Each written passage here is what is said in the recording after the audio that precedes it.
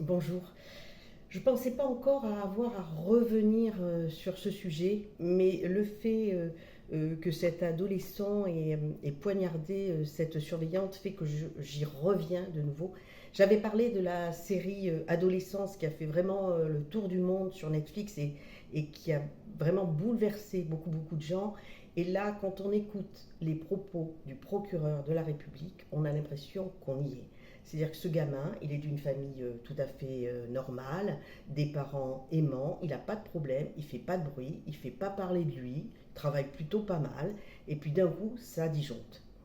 Et là, ça devient vraiment grave, parce que ça veut dire qu'au travers de ces téléphones, qu'au travers de ces réseaux sociaux, du fait de scroller sans arrêt, euh, et alors maintenant en plus, il y a l'intelligence artificielle, c'est-à-dire qu'on voit n'importe quoi, euh, il y a vraiment des enfants, des ados, et je dirais là de plus en plus, l'actualité le montre, et pas que dans notre pays, qui ne font pas la différence entre la réalité et le virtuel.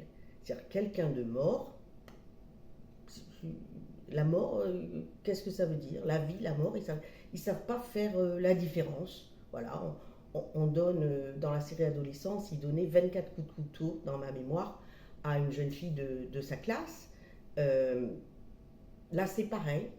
C'est quelque chose en plus qui est prémédité, enfin, je veux dire, et non seulement il a avoué, mais il n'a pas d'émotion, il n'a pas de remords, il n'a rien, il est vide.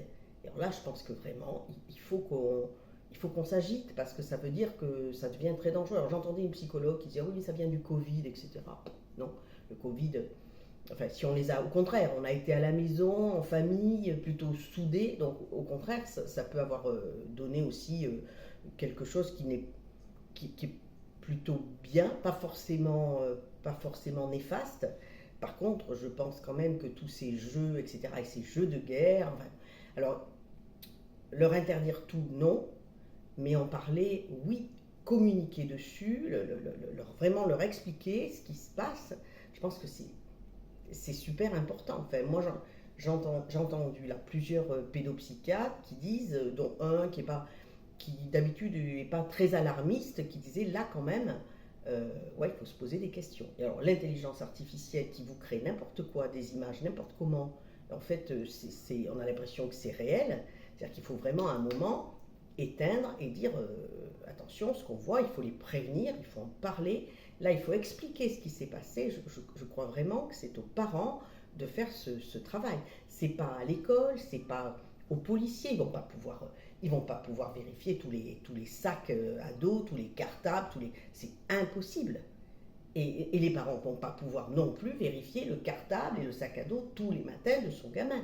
Donc à un moment, il faut être suffisamment proche, suffisamment communiquer, parler, discuter, argumenter, même des fois se bagarrer un peu dans la discussion, mais pour arriver à leur faire comprendre la différence qu'il y a entre quelqu'un qui est vivant et quelqu'un qui ne l'est plus. C'est quand même un truc aberrant, en fait, quand on y pense. C'est aberrant, en fait. Euh, c'est ce que je disais une fois dans une conférence où on en avait ri. On parlait de l'hypersensibilité et on m'avait dit, eh bien, quand on n'en a aucune, mais là, c'est le cas, c'est-à-dire qu'il n'y a pas d'empathie du tout. Et en fait, je disais, ben, on devient un psychopathe. On ne passe pas forcément à l'acte, mais on devient un psychopathe. Et là, ces gamins-là n'ont absolument aucune espèce d'empathie. Rien.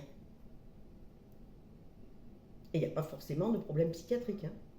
C'est pas un problème psychiatrique. Donc il faut chercher, il faut trouver, mais il faut quand même veiller extrêmement, de façon très vigilante en tout cas. Voilà. Je vous embrasse.